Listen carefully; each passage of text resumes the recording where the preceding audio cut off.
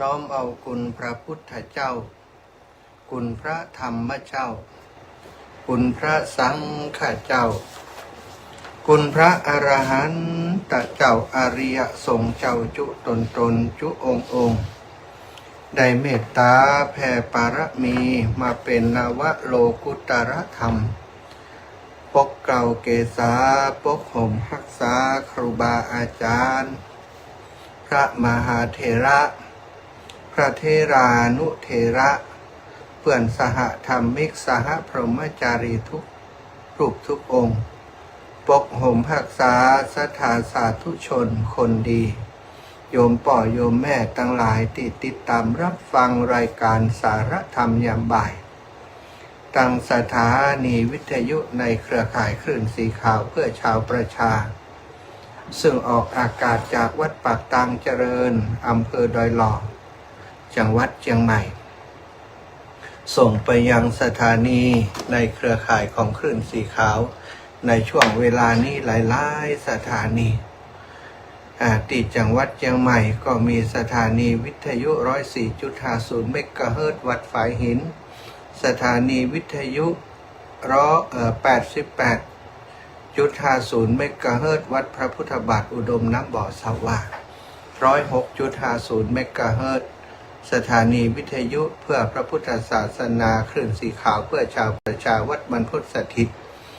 อำเภอเมืองจังหวัดลำปางและอีกหลายสถานีที่ออกอากาศในช่วงนี้10 กว่าสถานีต้องขอบคุณในเมตตาของครูบาอาจารย์ได้เมตตามอบเวลาในวันนี้กับอาตมาภาพได้ดูแลบริหารจัดการจัดรายการแทนตุลุงชัยวัฒนาคเสโนหรือว่าตุลุงยองตุลุงมีงาน คืนเวลาตุลุงนี้เป็นคนมีระเบียบวินัยในการจัดรายการสถานตอนเจ้าที่ตุลุงเป็นรับผิดชอบจัดรายการ 2-3 เจ้าเป็นรับผิดชอบดูแลบ่ได้ขาดตกบกพร่องวันใดถ้าบ่ได้จัดก็แจ้งมายังผู้อำนวยการสถานีเพื่อจะหาคนมาจัดรายการทดแทนวันนี้เช่นเดียวกันก็แจ้งมาที่ท่านอาจารย์พระครูอภิวัฒนวิกรมอาจารย์ก็ได้แจ้งบอกกับอาตมาภาพว่าเพื่อเข้ารายการแทนตุลุงยองกำเนาะก็ยากการอยู่ก็หล่นมา เข้ารายการแต่กี้ความจริงก็พอดี15 นาฬิกาแต่มันตรงเกินไปต้องเข้ารายการก่อนเปิดเครื่องเปิดอุปกรณ์รอท่านอาจารย์สัก5 นาทีแต่ว่าอาตมายกนาฬิกามาพอ15 นาฬิกาจุด00พอดี วิ่งมาเปิดเครื่องนะแล้วหิบไปส่งน้ำสถานทำงานอยู่นะวันนี้เป็นสลากจัดดูแลทำมัดเล็กเนาะจัดเทคานอันนี้อย่างใดจ๊ะเจริญพรเอ้า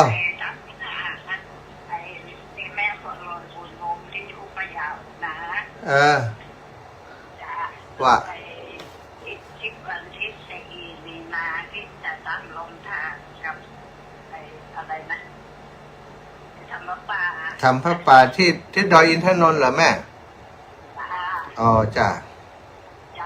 เมื่อคืนแม่ฝันเมื่อคืนแม่ไปกาสูบอ๋อจ้ะวันนั้นแม่ก็โทรถึงแล้ว2 รอบมาติดอ๋อเหรอจ้ะแม่ก็เลยฟังข้อความไปเต็มแม่ก็เลยไม่ได้ฟังจ้ะไอ้ครอบครัวแม่ของทางลูกหลานเนี่ยจะร่วมทำลงทาน200จ้ะแล้วก็ทำผ้าป่าอีก300จ้ะอ๋อเป็น500เนาะแม่จำเบอร์ได้อยู่เนาะได้จ้ะจำเบอร์ได้เดี๋ยวบอกชื่ออีกทีแม่อะไรนะแม่บัวโรยบุญวงบัวโรยบุญวงบ้านโป่งตากจังหวัดพะเยาจังหวัดพะเยาเนาะพร้อมครอบครัวเนาะไม่โทรมานานเลยคุณแม่แม่ฟังแต่แม่โทรมาติดแม่ก็เลยไม่สบายดีแล้วโยมแม่คิดถึงอยู่เนอะสาธุนะอนุโมทนาบุญตอนนี้ก็จัดรายการไปเชียงใหม่อยู่แม่ อ๋อ อ๋อจะสาธุค่ะอนุโมทนาบุญด้วยเป็นบุญใหญ่แม่อาตมาก็ดีใจที่ได้เป็นสะพานบุญให้เนาะสาธุค่ะแม่สาธุค่ะอ้าวศรัทธาญาติโยมอันนี้เป็นหัวพะเยาพุ่นนะ ได้ฟังรายการตะคืนเนาะเอาเรื่องตะคืนก่อยว่ากันนะเอาศรัทธาอนุโมทนาบุญขอบคุณกับคนที่เข้ามาติดตามทางไลฟ์สดของอาตมาในขณะนี้เนอะมีโยมญาติโยมหลายคนหลายท่านด้วยกันเนาะแม่พิษสมัยโยมน้องพรเนาะแล้วก็อีกหลายท่านหลายคนเนอะอนุโมทนาบุญขอบคุณติดตามกันไปวันนี้ก็อูจาเรื่องเบาๆสบายค่ำคืนที่ผ่านมาเนาะได้จัดรายการที่ลำปาง19 นาฬิกาถึง20 นาฬิกาพอดีได้อูจาเรื่องราวของเรื่องราวประวัติของพระภิกษุรูปหนึ่งในพระพุทธศาสนาผู้ที่มากด้วยความเพียรผู้ที่มีจิตใจเด็ดเดียวนะผู้กรรมใดเป็นกรรมนั้นตั้งสัจจะแล้วบ่ยอมคืนคำนะแล้วเจริญธุดงควัตรแม้จะบรรลุอรหันต์แล้วก็ตามท่านก็ยังปฏิบัติธรรมสม่ำเสมอนะนั่งสมาธิเดินธุดงอยู่เป็นประจำบ่เคยได้ขาดแล้วก็ได้เล่าถึงประวัติมาที่ไปของเปิ่นแต่ว่าเวลาที่ได้จัดรายการที่ลำปางนั้น19 ถึง20 นาฬิกา1 ชั่วโมงมันปอ ก็ได้อูเห็นน้อยเดียวเนาะที่ไปที่มาน้อยหนึ่งแล้วก็วันนี้จะอูต่อในช่วงของค่ำคืนก็เลยขึ้นว่าศรัทธาบางกลุ่มบางคนมาได้ฟังในช่วงกลางคืนนะทางเชียงใหม่นี่บางเตือเปิ่นก็ฟังช่วงของตอนบ่ายตอนกลางคืนเปิ่นก็ฟังรายการอื่นฟังครูบาอาจารย์รูปอื่นในช่วงที่อาตมาจัดบางทีก็มาได้ส่งไปถึงที่ทางเชียงใหม่ทางพื้นที่ต่างๆทางเมืองฝางก็มาได้ยินเนาะ ก็เลยว่าวันนี้เอาเรื่องที่ได้อูจาตะคืนนะมาอูจาสนทนากับศรัทธาอีพ่ออีแม่คือมันจบใน2 ชั่วโมงนี้นะจะได้รู้เรื่องราวของพระเถระรูปนี้ว่ามีปฏิปทาอันดีงามอย่างไรเนาะเรื่องก็คือของพระเถระรูปนี้ในสมัยเมื่อพระพุทธเจ้าประทับอยู่ที่กรุงสาวัตถีที่พระมหาวิหารเชตวันของท่านอนาถปิณฑิกเศรษฐีพระพุทธเจ้าประทับอยู่ที่ไหนก็ตามศรัทธาตอนค่ำยามแรงจะมีพระประชาชนพุทธศาสนิกชนตลอดถึงพวกที่สนใจในการฟังน้ำฟังธรรมหรือว่าสนใจในเรื่องราวของการปฏิบัติศรัทธาเพื่อจะพ้นจากความทุกข์เมื่อทราบว่าพระพุทธองค์ประทับอยู่ที่ไหนก็จะไปฟังธรรมบางครั้งก็ได้ฟังธรรมจากพระอัครสาวกเจ้าพระสารีบุตรพระโมคคัลลานะตลอดถึงพระอนุรุทธะพระอานนท์ที่อยู่ในสถานที่แห่งนั้นเราก็ได้ฟังธรรมกันเป็นประจำทุกตอนเจ้าก็ไปตอนบ่ายก็ไปตอนค่ำยามแรงก็ไปสถานนะแบ่งกันเป็นกลุ่มเป็นคณะไปสมัยก่อนนี่บ่ได้เว้นว่าวันศีลวันพระนะจะไปกันทุกวันที่พระพุทธเจ้าประทับอยู่แล้วก็จะได้รับฟังพระธรรมเทศนาอย่างละเอียด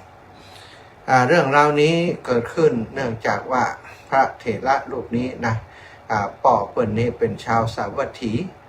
สามีภรรยาชื่อว่ากุมภะมหากุมภะกุมันนะมหากุมันชื่อว่ามหากุมันเป็นคนมั่งมีเป็นคนมีกระตังมีทรัพย์สินมากมายก็เป็นเศรษฐีคนหนึ่งแต่ว่าปรากฏว่าเศรษฐีคนนี้เนี่ยถูกล้อเลียนว่าเป็นเศรษฐีที่บ่มีบุญเป็นเศรษฐีบ่มีลูกบ่มีเต้านะคนขี้เหล้ากินเหล้าก็แซวเศรษฐีนี่เป็นประจำเฮาเป็นขี้เหล้าแต่เฮายังมีลูกสืบสกุลนี่แต่เศรษฐีนี่บ่มีไผสืบสกุลว่านาทรัพย์สมบัติก็เป็นของพระราชาเป็นโมฆะบุรุษ คนขี้เหล้าด่านะเมื่อโดนคนขี้เหล้าได้กันแนะกันแหนอยู่อย่างอันตลอดเวลาเศรษฐีก็เดือดร้อนนะสถาก็ไปเปิ่งปลาเจ้าลัทธิต่างๆไปขอช่วย นะมีลูกมีเต้านะตลอดถึงหมอยุคหมอยาก็บ่มีหมอคนใดที่จะสามารถจะทำให้สามีภรรยาคู่นี้สมปรารถนามีคนหนึ่งแนะนำว่าโอ้ลูกค้าเทวดาติดต้นไม้ใหญ่นี่มีคนไปขอโจทย์ขอลาบตลอดถึงขอลูกขอเต้าก็ได้กันนะท่านมาลองไปขอพอแกก็มีทางเลือกแล้วเนาะก็ไปหำไฮติเก้าไม้ใหญ่รู้สึกว่าจะเป็นเก้าอาชาปารานิโคตไม้โพรไม้อย่างเนี้ยนะไม้ใหญ่เป็นพุ่มงามโอ้ล่มลื่นนะแล้วก็มีดูแล้วเป็นต้นไม้ที่ต้องมีเทวาลักษ์ที่มีมเหสักสิขาสักใหญ่อาศัยประจำอยู่นะแกก็เข้าไปปูจากราบไหว้ปูจาขอปอนนะเล่าให้ฟัง ว่าถึงวันนี้ใครได้ลูกสักคนถึง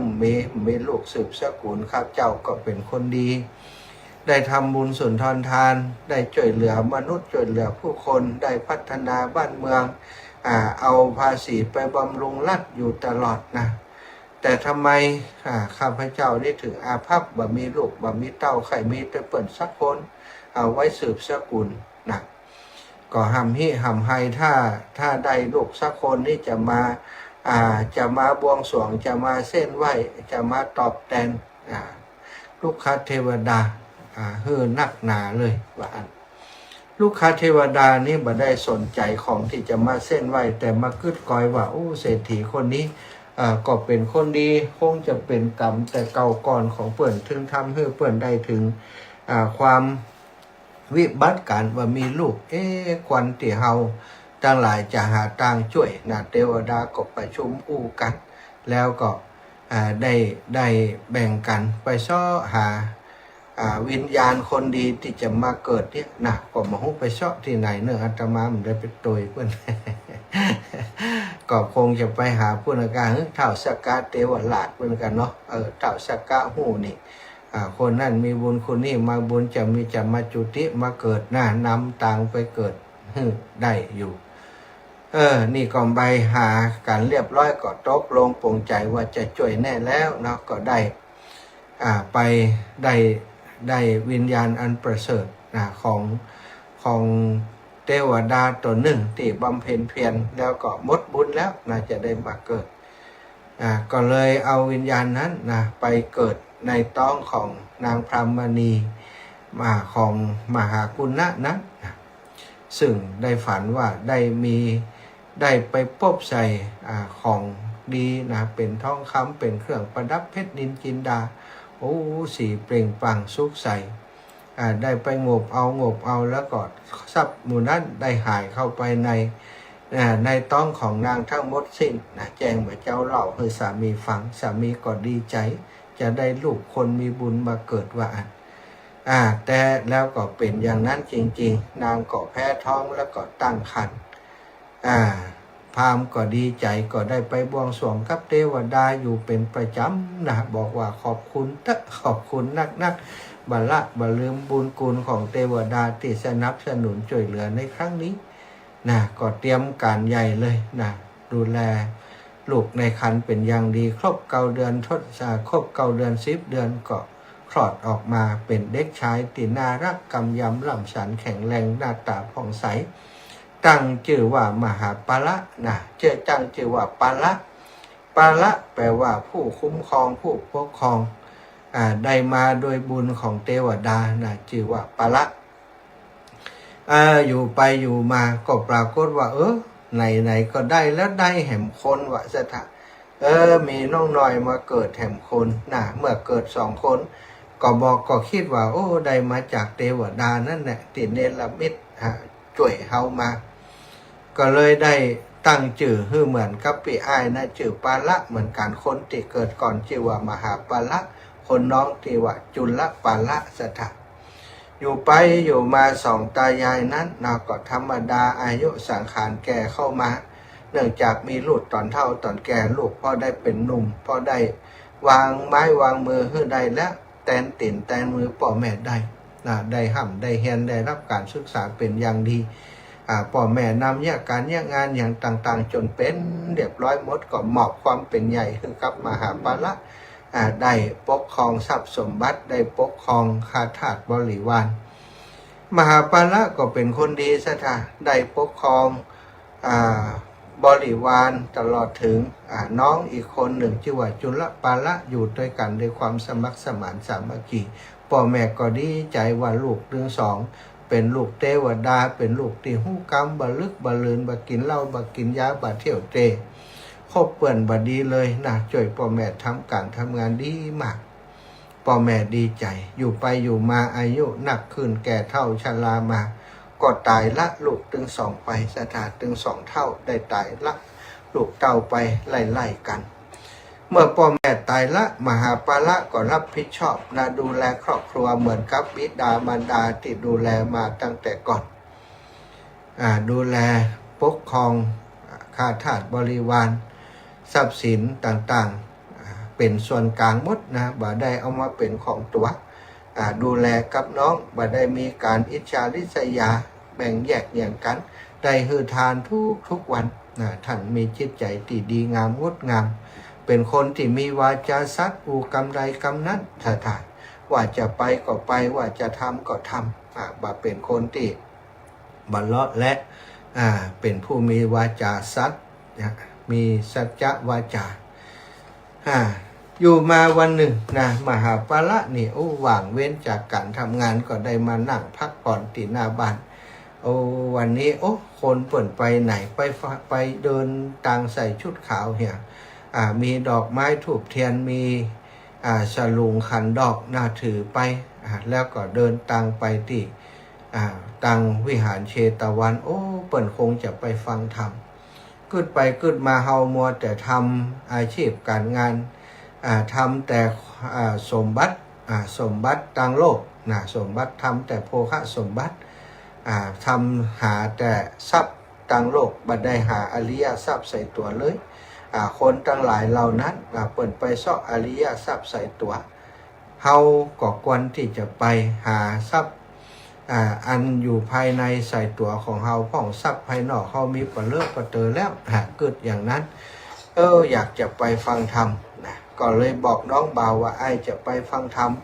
ที่วิหารเชตวันเนอะไปเจอคนตั้งหลายนี่เนอะน้องก็บอกไปเถอะพี่ไอ้ผมจะพอบ้านฮึนะ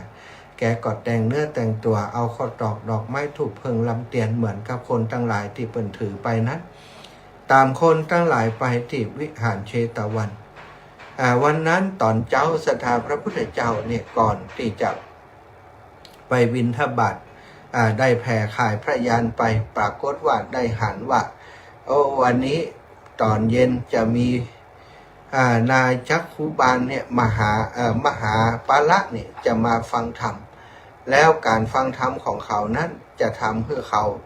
ได้เข้าใจในธรรมที่เขาแสดงแล้วจะขอบรรพชาอุปสมบท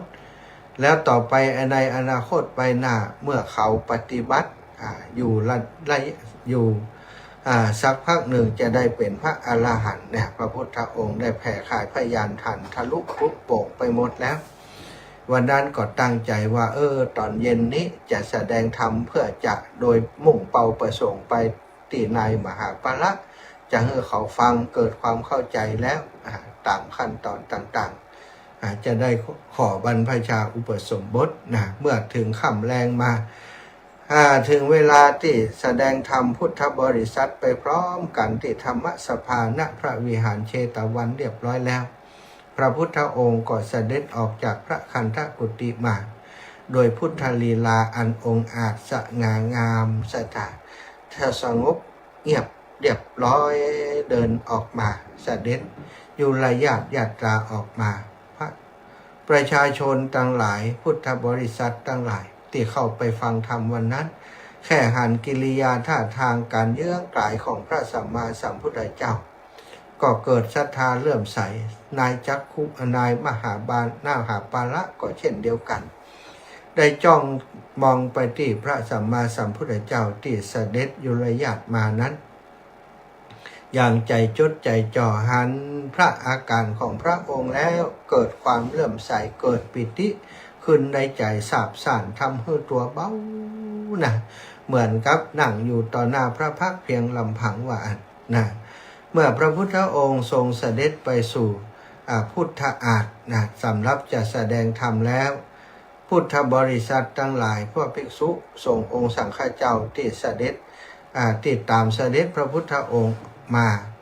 ก็นั่งรอกันเรียบร้อยบริบูรณ์ทุกอย่างเงียบเหมือนกับว่าบ่มีคนอยู่ในที่แห่งนั้นสถาคนเป็นหมื่นคนเป็นหมื่นนั่งอยู่ในบริเวณวัดนั้นแต่บ่มีเสียงไผ่อู้ไผ่ไอไผ่จามแม้แต่คนเดียวอีป่ออีแม่ตั้งหลายพลังเงียบพลังแห่งศรัทธาพลังแห่งธรรมะที่พระพุทธองค์ทรงแผ่ไปทำให้คนทั้งหลายนั้นสงบเยือกเย็นเมื่อเห็นพระองค์เมื่ออยู่ใกล้พระองค์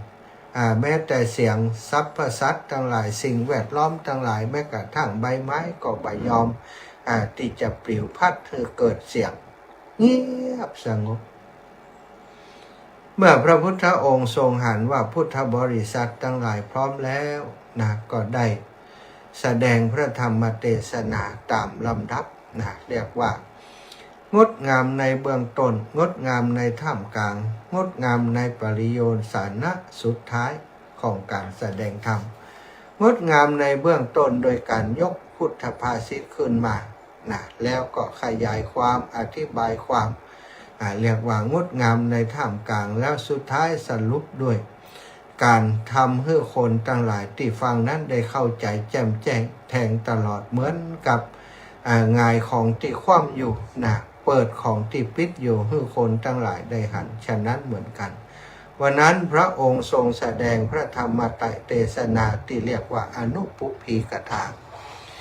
กถาพรรณนาเรื่องของทานประโยชน์ของการให้ทานคนให้ทานย่อมเป็นที่รักคนให้ทานย่อมองอาจในสถานที่ตั้งหลายบอกว่าอยู่ที่ในคนที่หุ่มให้ทานคนที่ชอบทำบุญสุนทรทานนี่จะเป็นคนที่องอาจจะเป็นคนที่องอาจบาขี้อายบายังต่างๆสถาเพราะอายังเพราะผลแห่งการให้จึงทำให้คนคนนั้นองอาจบอกว่าจะอยู่ที่ไหนก็น่าเกรงขามน่าเคารพนับถือเพราะผู้ฮือผู้ให้นั้นย่อมเป็นที่รักของผู้รับเสมอการที่คนอยู่ในโลกนี้ได้ฮือได้ช่วยเหลือได้ฮือซึ่งกันและกันทุกระดับสืบเป็นคุณงามความดีที่คนควรจะกระทำต่อกันการฮือผู้อื่นการแบ่งปันฮือผู้อื่นจะช่วยลดความตระหนี่ที่เหนียวที่มีในจิตในใจของเราซึ่งแต่เดิมนั้นมนุษย์ทุกคนจะมีความหันแก่ตัวคนใดมีความหันแก่ตัวมากความโลภก็จะครอบงำมากโมหะความหลงก็จะมีเยอะความเมตตาจะน้อยลงแต่ว่าสำหรับคนที่ให้ทานเป็นประจำละความตระหนี่ที่เหนียวได้คุณธรรมต่างๆก็จะเกิดขึ้นตามลำดับบ่มีความตระหนี่ที่เหนียวก็มีจิตใจที่เมตตากรุณาเป็นคนที่สังคมต้องการเป็นคนที่สังคมอยากจะอยู่ใกล้เป็นคนที่มีเกียรติในสังคมพระองค์ได้พรรณนาเรื่องทานกถาโดยอเนกปริยายทำให้มหาปาละซึ่งฟังอยู่นั้นก็เกิดความปีติเกิดขึ้นในจิตในใจเพราะตัวเขาเองและคนในครอบครัวก็ชอบให้ทานชอบช่วยเหลือคนอื่นในโอกาสต่างๆแทบจะทุกวันก็จึงปีติในทานของตัวเองแล้วพระองค์ก็ยกในเรื่องของศีลกถาขึ้นมาแสดงโดยอเนกปริยายว่าศีลนี้เป็นสิ่งที่เป็นเครื่องประดับที่งดงามที่สุดเป็นเครื่องประดับที่ทรงคุณค่าที่มีคุณค่าที่สุดของมนุษย์ศีลทำให้มนุษย์แตกต่างจากสัตว์สัตว์ศีลเป็นเครื่องป้องกันระวังคนบ่ให้กระทำชั่วทางกายทางวาจาทางใจถ้าไผ่มีศีลอยู่ในกมลสันดานปฏิบัติตัวอยู่ในร่องรอยแห่งศีลซึ่งศีลมีอยู่5ประการของคารวะบ่ฆ่าสัตว์บ่ลักทรัพย์บ่ประพฤติผิดลูกผิดเมียไผ่บ่พูดปดมดเท็จแล้วก็บ่ดื่มสุราเมลัยของมึนเมาทั้งหลายนี่ ผู้ที่รักษาศีลอย่างนี้นะก็ย่อมจะมีสวรรค์เป็นที่ไปในเบื้องหน้าเป็นสิ่งเป็นผู้ที่จะทำให้โลกนี้อยู่อย่างสงบสุขอย่างสันติอย่างเอื้อเฟื้อซึ่งกันและกันนะโดยการมีศีลเป็นหลักยึดมีศีลเป็นเครื่องป้องกันต่างๆถ้าศีลของพระพุทธเจ้าศีลที่พระพุทธเจ้านำมาเปิดเผยนั้น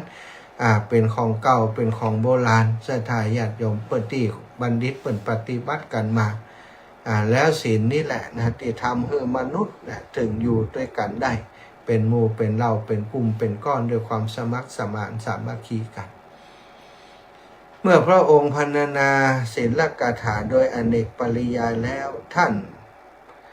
นายมหาปาละนี้ฟังแล้วก็เข้าใจเพราะตัวเองก็เป็นผู้ที่ปฏิบัติอยู่ในศีลมาตลอดเหมือนกันเป็นคนที่มั่นคงอยู่ในข้อปฏิบัติถึง5ข้อนี้อย่างจริงจังเรียกอย่างบริสุทธิ์ก็ได้เนาะเมื่อพระองค์แสดงศีลกถาแล้วก็แสดงถึงสักขกถาก็คือสักกถาพรรณนาเรื่องของสวรรค์เรื่องของความสุขที่คนทำให้ทานแล้วรักษาศีลแล้วย่อมจะได้รับผลซึ่งที่เรียกว่าความสุขนะความสุขในที่นี้ก็คือสุขจิตสุขใจนึกถึงศีลก็อิ่มใจนึกถึงทานก็อุ่นใจสถานหนึ่งทานก็อุ่นใจแล้วก็เมื่อละสังขารตายจากโลกนี้ไปตายมรณาจุติตายไปก็จะไปเกิดอยู่ในสวรรค์อยู่ในทิพย์มารจะอยากยังก็ได้กินกินอิ่มกินเต็มบ่อดบ่อยากปรารถนาสิ่งใดก็ได้สิ่งนั้นนี่นั่นคือกุลของการที่ได้รักษาศีลได้ฮือตานอยากจะได้ครอบครองสิ่งที่เรียกว่าสวรรค์หรือว่าความสุขในสวรรค์นั่นเองสถานพระองค์ก็พรรณนาให้พุทธบริษัททั้งหลายได้เข้าใจได้รับฟังว่าสวรรค์นี้เป็นที่อยู่ของเทวดาทั้งหลายของคนมีบุญทั้งหลายมีปราสาทมีสิ่งที่งดงามทั้งนั้นอยู่นะพระพุทธองค์ทรงแสดงให้ดูให้คนทั้งหลายได้หันว่าโอ้ถ้าให้การรักษาศีลนี้ย่อมมีสวรรค์เป็นไปในเบื้องหน้าเมื่อพระองค์ได้ตรัสถึงเรื่องสวรรค์ในเบื้องหน้าแล้วพระองค์ก็เรียกตรัสถึงโทษของกามโทษของกามก็คือสวรรค์นั้นสถานเป็นที่อุดมไปโดยความสุขต่างๆเรียกว่าความสุขทางที่ทุกคนปรารถนาสุขทางหูทางตาทางจมูกทางลิ้นทางกายทางใจสุขทางตาได้หันอย่างที่สวยๆงามๆแต่ว่าของสวยๆงามๆก็ดีเสียงที่ไพเราะเพราะพริ้งอย่างก็ดีสถานสิ่งเหล่านี้นั้นเป็นสิ่งที่บ่ยั่งยืนอยู่กับเฮาบ่เมินเทวดาอยู่บนสวรรค์เมื่อหมดบุญก็ต้องมาเกิดแห่งใหม่มาสร้างบุญแห่งใหม่ก็กลับไปอยู่สวรรค์ใหม่หรือว่าบางทีเกิดมาแห่งใหม่นี้บ่ได้ทำบุญทำแต่บาปก็ตกลงไปในนรกนี่สถานนี่ก็คือโทษของกามที่มีอยู่บนสวรรค์คนที่หมู่ที่เป็นเทวดาอยู่บนสวรรค์ก็บ่อยากจะไปที่ไหนอยากจะเป็นเทวดาสุขสบายอยู่นั้นแต่มันเป็นไปบ่ได้เมื่อสิ้นบุญหมดบุญแล้วก็ต้องไปเกิดใหม่ก็เป็นสิ่งที่จะต้องเวียนว่ายตายเกิดสิ่งที่ปรารถนาทั้งปวงนั้นมันบัดเที่ยงแท้แน่นอนเป็นอนิจจังอยู่เป็นทุกขังเป็นอนัตตาอยู่พระองค์แสดงโทษของความสุขที่เรียกว่าที่เรียกว่ามีอยู่บนสวรรค์นั้นเป็นสิ่งที่บัดแน่นอนกับพุทธบริษัทฟังเมื่อฟังแล้วศรัทธาคนทั้งหลายก็อันนี้ก็ยังบัดแน่นอนถึงเขาจะไปอยู่สวรรค์ก็ต้องเวียนว่ายตายเกิดอยู่นี่เนาะเมื่อเป็นเช่นนี้อย่างล่ะคือสิ่งที่มันจะทำให้เขาบัดต้องเวียนว่ายตายเกิดก็พระองค์ก็ตรัสในเรื่องของเนกขัมมะเมื่อทุกคนเข้าใจว่า โลกนี้มีกฎของมันอยู่อย่างหนึ่งก็คือทุกสิ่งทุกอย่างบนโลกใบนี้บ่มีความเที่ยงแท้แน่นอนเป็นอนิจจังเป็นทุกขังเป็นอนัตตาหาตัวตนบ่ได้อย่างอีกนะเป็นกฎธรรมชาติแบบนี้ก็ได้เบื่อหน่ายเนาะในกามในความกำนัดในกามตัณหาตั้งหลายต่างๆที่แสวงหาได้มาแล้วก็หวงแหนนะเรียกว่าเป็นกามตัณหาภวตัณหาวิภวตัณหาต่างๆได้หันโทษของกามแล้วก็ได้หันแสดงเรื่องคุณของการบวชหรือวันเนกขัมมะเมื่อพระองค์แสดงเนกขัมมะการบวชเพื่อจะคัดเก่าเพื่อจะหลีกออกจากกามเพื่อจะปฏิบัติตัวให้ข้ามพ้นจากกามความกำนัดต่างๆทั้งหลายตั้งตาหูจมูกลิ้นกายใจการบวชนี้เป็นการกระทำเพื่อจะหลีกเว้นจากการมกมุ่นอยู่ในกรรมอารมณ์ต่างๆทั้งหลายเมื่อพระองค์แสดงเรื่องนี้ก็มีตัวอย่างจากพระภิกษุสงฆ์องค์สังฆเจ้าที่ปฏิบัติหลีกเว้นจากกามมาบวชเป็นพระสงฆ์องค์สังฆเจ้าแล้วได้บรรลุอรหันต์ซึ่งในสมัยนั้นมีพระอรหันต์ที่เป็นตัวอย่างอยู่มากมายเมื่อมหาบาลได้ฟังอย่างนั้นก็มีความศรัทธาเลื่อมใสโดยลำดับจนมาสุดท้ายก็อยากจะบรรพชาเพื่อจะหลีกเว้นออกจากกามหลีกเว้นออกจากชีวิตของคฤหัสถ์ที่มันจะต้องมีครอบมีครัวมีอายังต่างๆที่จะมาครอบงำบ่สามารถจะทำให้ตัวเองได้หลุดพ้นจากการครอบงำของเรื่องราวของตั้งโลกนะเมื่อได้หันว่ามีช่องทางที่จะทำให้ตัวเองได้หนีออกจากคฤหัสถ์วิสัยใดก็คือการบวชก็เลยได้เข้าไปหาพระพุทธเจ้าหลังจากจบพระธรรมเทศนาแล้วก็ไปขอบรรพชาอุปสมบทในสำนักของพระพุทธเจ้าพระพุทธเจ้าก็ถามว่าแล้วบัดเดี๋ยวนี้เธออยู่กับไผพ่อแม่ยังอยู่ก็พ่อแม่มีแล้วพระเจ้าค่ะแล้วก็น้องหนุ่งสุ่งซองปีไอใต้หัวโลมีก็ปีไอเต็มมีครับผมนี่มีน้องอยู่คนหนึ่งผมเป็นปีไอเก้าพระพุทธองค์ก็ทรงบอกว่าอันเธอจะต้องกลับไปบอกคือน้องก่อนไปขออนุญาตจากน้องก่อนถือว่าเธอยังมีทายาทยังมีคนติดจะต้องขออนุญาตเธอจงไปขออนุญาตถ้าหากเขาอนุญาตก็ให้มาทำการบรรพชาอุปสมบทต่อไปเมื่อมหาบาลได้ฟังอย่างนั้นก็ได้กลับไปปฏิบัติศรัทธาญาติโยมสมัยก่อนเมื่อพระพุทธองค์ทรงประกาศศาสนาใหม่ๆนั้นเมื่อมีคนขอบวชพระพุทธองค์ก็ทรงประทานการบวชโดยเอหิภิกขุอุปสัมปทาเลยเธอจงเป็นภิกษุมาเถิดนี่ถ้าใครขอบวชก็บวชให้เลยใครขอบวชก็บวชให้เลยแต่ต่อมาได้มีปัญหาเกิดขึ้นเมื่อตอนที่บวชให้กับพระราหุลสถาบวชให้พระนันทะก่อนพระนันทะนี่จะได้จริงๆแล้วพระนันทะนี่จะต้องได้ครองราชย์ต่อจากพระเจ้าสุโธทนะถ้าหากอยู่ครองคฤหัสถ์วิสัยเพิ่นจะแต่งงานอยู่แล้วพระพุทธเจ้าได้หันอุปนิสัยของความเป็นพระอรหันต์ของพระอนุรุทธะก็เลยปาเปิ้นไปส่งที่วัดแล้วก็จวนบวช น้องเบาเก่งใจบวชบวชไปนั่นเนาะจะแต่งงานวันนั้นแล้วปีไอปาไปบวชเหี่ยเพราะความเก่งใจต่อมา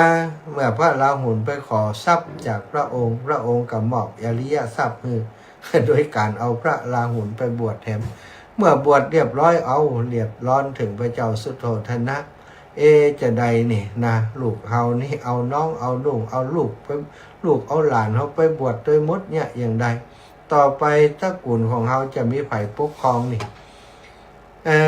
บัดนี้นี่ถ้าทำแบบนี้นี่ตระกูลอื่นก็จะเกิดปัญหาเหมือนกันก็ได้ไปกราบทูลพระพุทธเจ้าไปขอพรจากพระพุทธเจ้าในข้อนี้ ว่าต่อจากนี้ไปถ้าพระองค์จะบวชให้กับไผ่นะขอได้ให้ตั้งครอบครัวเพิ่นอนุญาตเสียก่อนนี่ก็เป็นหิตห้อยที่มาถึงปัจจุบันนี้นะศรัทธาญาติโยมปัจจุบันนี้ไผ่จะบวชนะก็ต้องขออนุญาตจากครอบครัวก่อนถ้าเป็นยังขออนุญาตจากพ่อจากแม่นะไผ่ที่มีคนอื่นอีกอย่างเช่นคนที่มีครอบครัวแล้วถ้าประสงค์จะบวช3 เดือนก็ดีนะ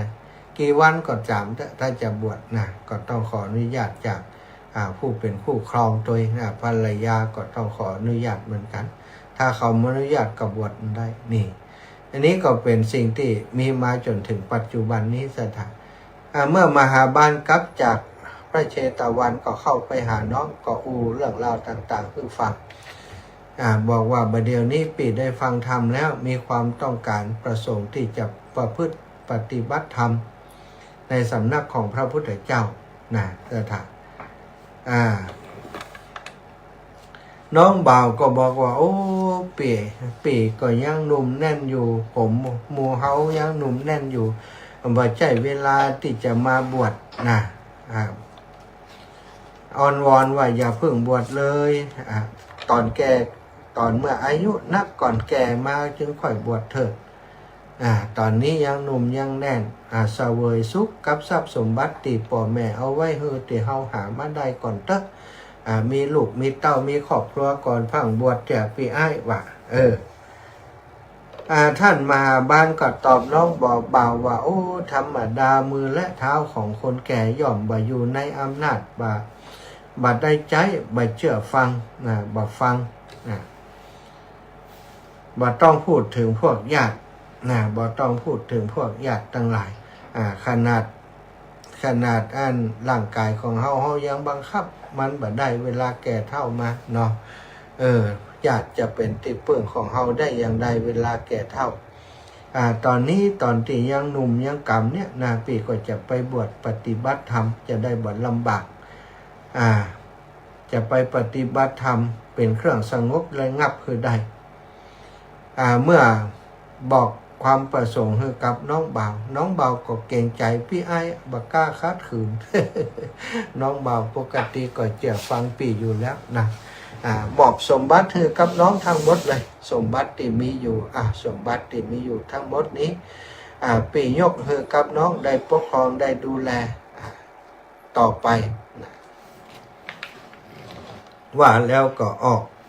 จากบ้านไปบวชเรียนอยู่กับพระอุปัชฌาย์ได้อยู่กับอุปัชฌาย์ได้ฝึกปฏิบัติห้ำเฮียนปริยัติปริยัติก็จะมีพระธรรมพระวินัยต่างๆที่พระพุทธเจ้าได้ตรัสไว้ได้ศึกษาเล่าเรียนในสำนักของอุปัชฌาย์อยู่ถึง5 พรรษาสถานนี่ทำไมเปิดถึงสมัยก่อนนี้ก่อนยุคแรกๆนั้นอาจจะมีพระอรหันต์เนาะตัดสรู้คือหูธรรมที่พระพุทธเจ้าทรงสอนแล้วมันยังมีปัญหาอย่างนักเตื้อวินัยอย่างต่างๆก็ยังไม่ได้บัญญัติเยอะเตื้อพระพุทธองค์ก็เมื่อบวชเทื่อไผ่แล้วก็ทรงไปประกาศศาสนาเลยว่าต้องอยู่ในสำนักของพระองค์เพราะส่วนใหญ่เป็นพระอรหันต์มุดกิเลสแล้วย่อมบักกระทำอย่างผิดพลาดแต่ต่อมาเมื่อบวชกันนักเข้าสดาคนที่ปฏิบัติย่อหย่อนก็มีปฏิบัติผิดต่างๆก็มีเยอะนะจึงได้เกิดพระวินัยขึ้นมาเป็นข้อตั้งแต่นักไปถึงเบาฉะนั้นคนที่บวชจะต้องเล่าเรียนพระวินัยพระอภิธรรมต่างๆจากครูบาอาจารย์อยู่รับใช้ครูบาอาจารย์ติดตามครูบาอาจารย์5 พรรษาก่อนถึงจะไปที่อื่นได้วันก่อนศรัทธาก็คงจะได้ยินข่าวที่ว่าบวชแล้วไปอยู่ปฏิบัติในสำนักไปอยู่กับครูบาอาจารย์ตั้งสำนักของตัวเองขึ้นมาแล้วก็เกิดปัญหาต่างๆมากมายนี่บวช1 พรรษาสามารถสอนทำได้อย่างต่างๆนี่อันนี้ก็เป็นสิ่งที่เป็นประเด็นที่สังคมกำลังตั้งคำถามมีเรื่องอย่างอี้ตัวกานี่ก็คือ จริงๆแล้วมีมาตั้งแต่ 2,000 กว่าปีแล้วเปิ้นเรียกว่านิสัยมุตตะสถานคนที่บวชยังบ่พ้นนิสัยมุตตะกำเนิดจะไปที่ไหนต้องมีครูบาอาจารย์ไปตุยอย่างอาตมาตอนที่เดินธุดงค์ครั้งแรกนั้นมีพระที่มีพรรษา19 พรรษาเป็นผู้ที่ไปตุยกันอาตมาก็ตุยครูบาอาจารย์เปิ้นไปอันนี้ก็เป็นสิ่งหนึ่งนะที่ทำให้เราเรียกว่าป้องกันในด้านของข้อคอรหาตามพระธรรมวินัยต้องตุยเปิ้นไปก่อนอันนี้5 พรรษาเมื่อ5 พรรษาเรียบร้อยก็ได้เรียนวิปัสสนากรรมฐานจากพระพุทธองค์จากพระพุทธเจ้าไปขอเรียนวิปัสสนากรรมฐานจากพระพุทธเจ้าแล้วก็ได้ชวนเพื่อนพระภิกษุจำนวน60 รูปออกเดินทางไปหาที่สงบเพื่อจะปฏิบัติธรรมได้เดินทางออกจากพระเจตวันไปสิ้นระยะทางถึง120 โยชน์หนึ่งมี16 กิโลเศษคูณเข้าไป120 โยชน์ปะโทจัดไก่เนาะได้เดินทางไปถึงบ้านติดพรมแดนตำบลหนึ่งชาวบ้านตำบลนั้นขอจำพรรษาอยู่ในป่าใกล้บ้านของตนแล้วก็ได้จัดเสนาสนะที่จำพรรษาถวายนับแต่เข้าพรรษามาพระมหาบาลก็ได้นัดหมายกับภิกษุตั้งหลาย60 รูปบอกว่าพรรษานี้เขาจะตั้งใจปฏิบัติกันอย่างเคร่งครัดท่านทั้งหลายหันว่าอย่างใดควรจะอยู่ในที่อยู่ของภัยของมันบอกควรจะมาสนทนาอุจากันเป็นหมู่จะบังเกิดประโยชน์ในการมาปฏิบัติของเฮาเพราะฉะนั้นท่านทั้งหลายควรที่จะปฏิบัติอย่างจริงจังตัวของเฮาเองก็จะปฏิบัติในพรรษานี้อย่างจริงจังสถาแล้ว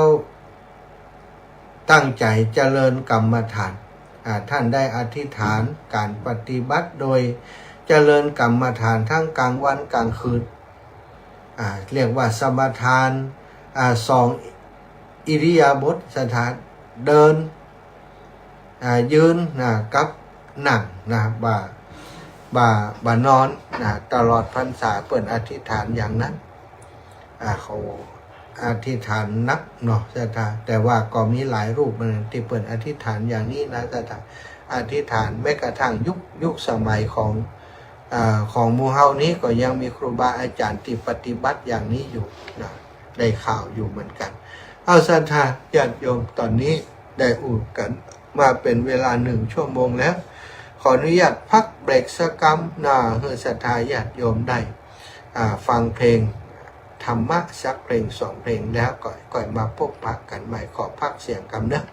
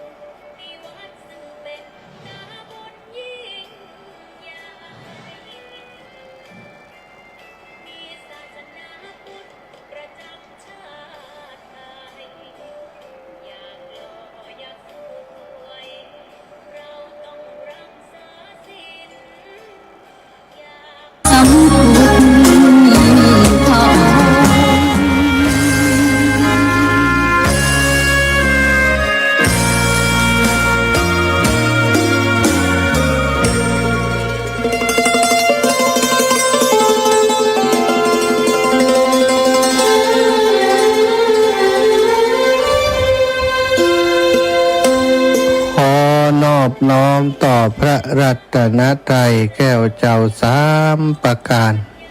น้อมเอาคุณพระพุทธเจ้าคุณพระธรรมเจ้าคุณพระสังฆเจ้าคุณพระอรหันตเจ้าอริยสงฆ์เจ้าจุตนจุองค์ได้เมตตาแผ่ปารมีมาเป็นนวะ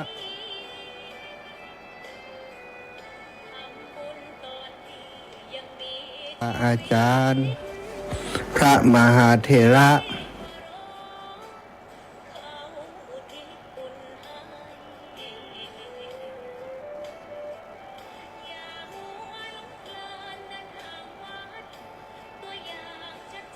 ภาวนาสั่งสมบารมีไว้ทำบุญตอนที่ยังมีชีวิตย่อมดีกว่ารอเขาอุทิศบุญให้อย่ามัวหลงเพลินเดินห่างวัดตัวอย่างชัดๆมีมากมายเข้าวัดตอนตายสายเกินแก้กรรม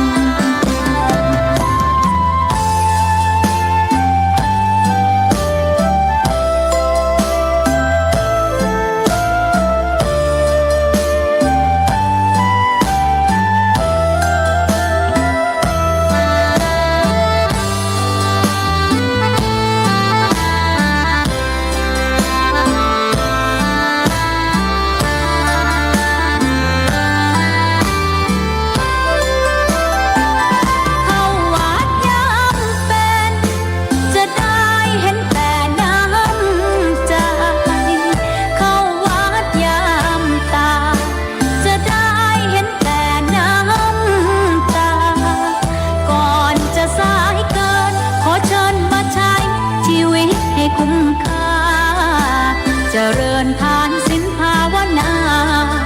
สั่งสมบารมีไว้ทำบุญตอนที่ยังมีชีวิตย่อมดีกว่ารอเขาอุทิศบุญให้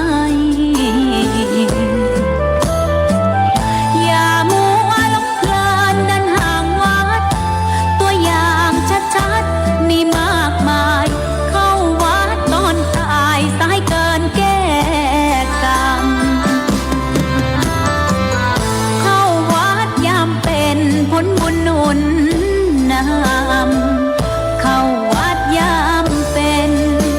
จะได้เห็นแต่น้ำใจเข้าวัดยามตายจะได้เห็นแต่น้ำตา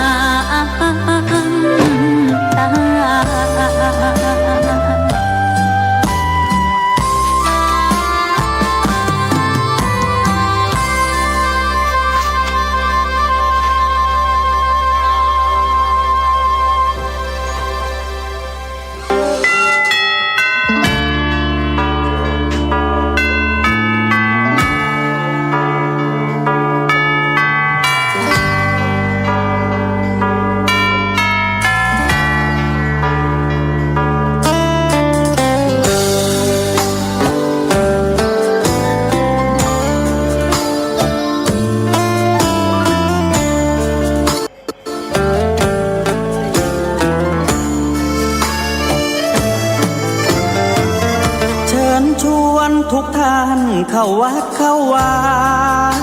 ฟังธรรมะจากหลวงตาเสริมชีวาให้สุขสดใสยึดมั่นหลักธรรมคำสอนไว้ให้ขึ้นใจความดีรีบทำกันไว้หญิงชายอย่าได้นายนี้เชิญชวนทุกท่านเข้าวัดเข้าวาทำบุญด้วยจิตศรัทธาบุญพาให้เราสุขีจะทำการใดนำใช้ในสิ่งดี ทำบุญให้ทานวันนี้ ไม่มีใครว่าใครชัง สมัยก่อนประทับใจปู่ย่าตายาย วันพระไม่เคยเบื่อหน่ายจำได้ไม่ลืมสักครั้ง เหตุใดวันนี้ มีคนเข้าวัดน้อยจัง อยากให้เหมือนก่อนอีกครั้งฝากความหวังกับคนรุ่นใหม่ เชิญชวนทุกท่านเข้าวัดเข้าวารับศีลรับพรหลวงตา เสริมคุณค่าให้กับจิตใจ กระทำความดี เรื่องนี้ไม่ต้องอายใคร ว่างจากการงานเมื่อใด เชิญชวนท่านไปทำบุญ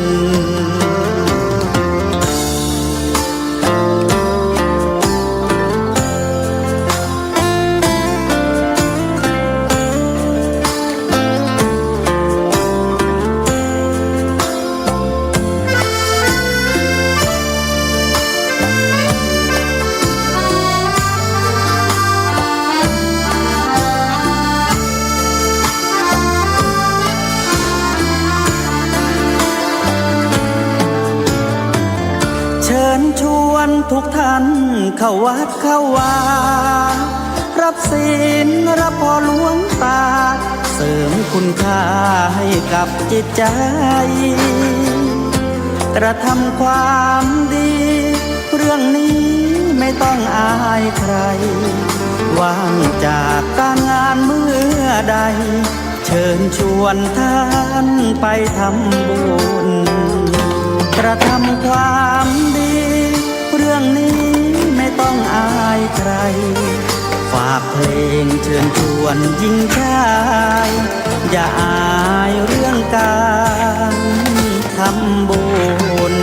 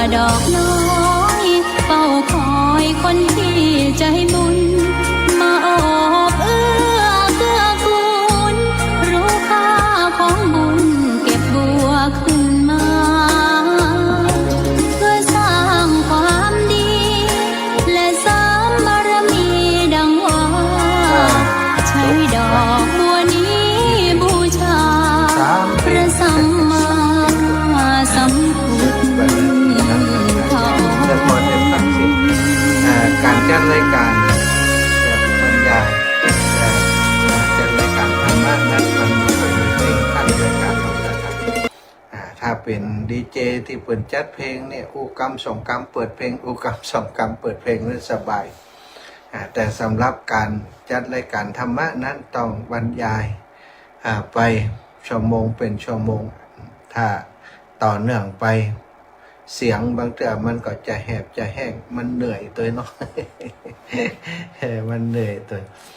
ไฟว่าอู้มันบ่อิดนะอู้นี่จัดอิดเนอะสถานลองมากึดตอนเฮาบ่สบายนะมันตึงไข่ปากแสดงว่ามันอิดมันเหนื่อยอู้ก็เหนื่อยนะเนาะแต่ว่าก็มีความสุขนะอาตมาภาพนี้มีคนถามว่าโอ้คนนั่นจัดคนนี่จัดอาจารย์สมชาติจัดแดนมดม่วนเต็มที่กัน มันถ้าโอ้ถึงว่าม่วนเต็มที่นั้นมันก็มาถึงกับว่ามันจะได้ม่วนแบบที่คนอื่นคิดเนาะสถานเปิ่นจะคิดว่ามันเป็นคนชอบมักอู้จะมักไม่ใหญ่ความจริงเด่มบ่ได้มักเนอะสถานถ้าจำเป็นก็อู้นะอู้เพื่อจะให้มันเกิดประโยชน์เกิดความเข้าใจนี่ก็อู้อยู่การสนทนาธรรมการจัดรายการธรรมะนี่มันมีประโยชน์ตรงที่ว่าศรัทธาที่เปิดติดตามรับฟังก็จะได้ยินเรื่องราวต่างๆเตี่ยแต่มาได้นำมาอุจามาเล่าอู้สู่กันฟังมันเป็นประโยชน์กับคนอื่นเมื่อเขานึกถึงประโยชน์นี้แม้จะอิดจะเหนื่อยถึงมันจะบ่ม่วนสำหรับเขาเพราะบางครั้งสุขภาพบ่ดีแต่ก็ถือว่าบางครั้งก็ต้องฝืนฝืนอดทนเอาไข้รับไข้นอนปวดเมื่อยเนื้อตัวก็จำเป็นทำหน้าที่ให้ดีที่สุดในสถานเพื่อให้มันเกิดประโยชน์ใจร่างกายนี้ให้เป็นประโยชน์ที่สุดกับพระพุทธศาสนาเนาะได้มีโอกาสเผยแผ่น้ำธรรมคำสอนได้นำเรื่องราวของพระสงฆ์องค์สังฆเจ้าในสมัยก่อนมาอู้ให้ศรัทธาญาติโยมได้ฟังเพื่อจะเกิดความศรัทธาเกิดปฏิปทาความเลื่อมใสในการปฏิบัติต่อจากตะกี้มาถึงติท่านไป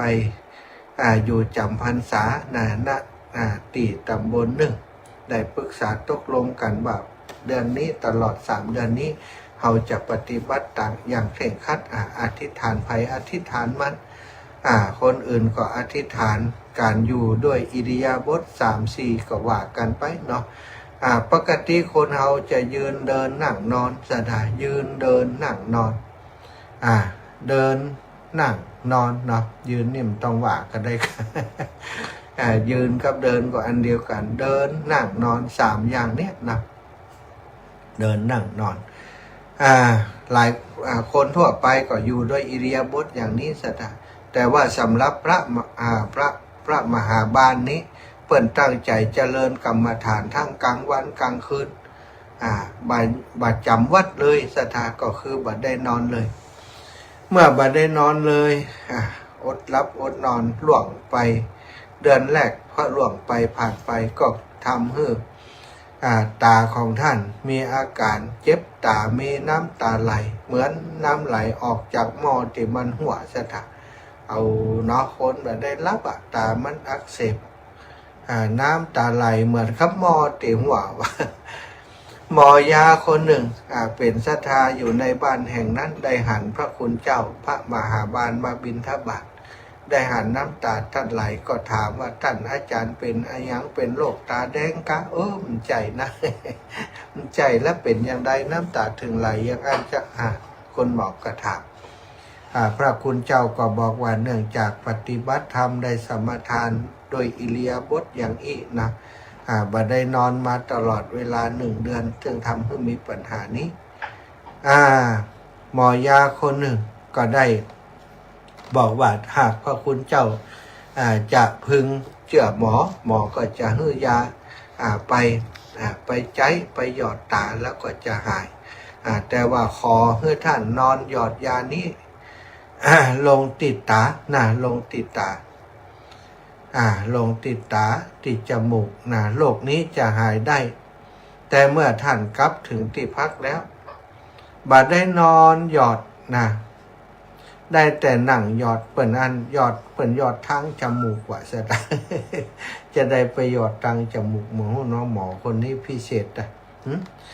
หยอดตาหยอดทางจมูกว่ะ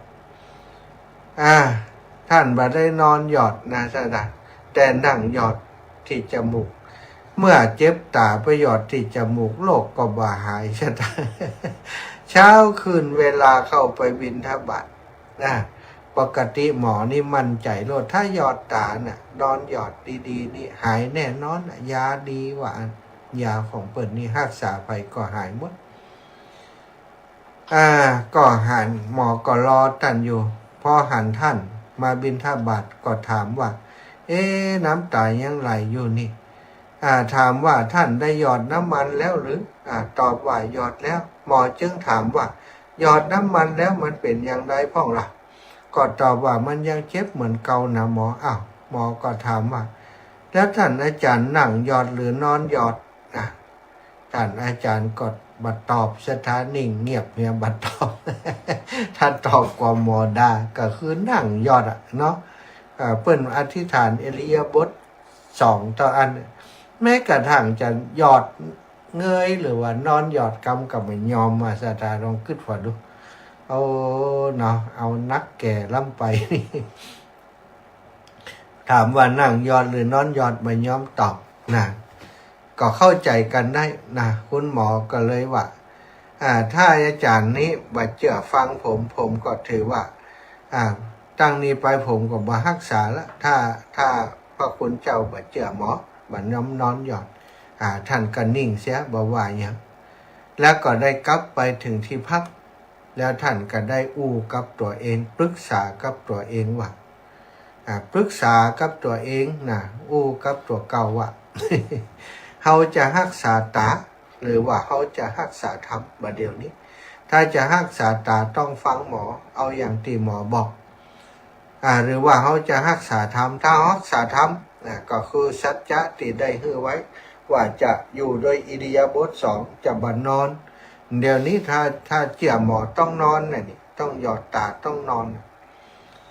ถ้าเขานอนเขาก็เท่ากับว่าเขาบ่รักษาธรรมที่เขาได้ลั่นวาจาไว้ไปแล้วเมื่อปรึกษากับตัวเก่าเสร็จเรียบร้อยนะเขาจักรักษาธรรมให้ได้จากนั้นท่านก็นั่งหยอดน้ำมันไปตามเคยเช้าคืนก็เข้าไปบิณฑบาตพอหมอหู้เรื่องที่พระเถระบ่ยอมนอนหยอดก็เลยบอกว่าเอาละท่านอาจารย์ถือว่าผมยกเลิกการรักษาเนอะยกเลิกการรักษาตั้งนี้ไปว่าห้ามบอกคนอื่นบอกผมรักษาพระคุณเจ้าเพราะพระคุณเจ้าบ่ได้เชื่อตามที่ผมบอกนี่พระเถระกล่อมว่าอย่างเนาะเพราะเข้าใจอยู่ว่าหมอต้องพอใจแน่เพราะปฏิบัติตามหมอนี่หมอนี่โมโหนี่ ตัวเจ้าก่อนลึกเนาะสตาเมื่อท่านกลับจากบิณฑบาตก็ตั้งใจทำสมถะธรรมพอเลยเที่ยงคืนไปก็ปรากฏว่าตาทั้ง2ข้างของท่านก็ได้บอดสตาน้ำตาไหลออกมาเมือกตามอนตาอย่างต่างๆเนาะ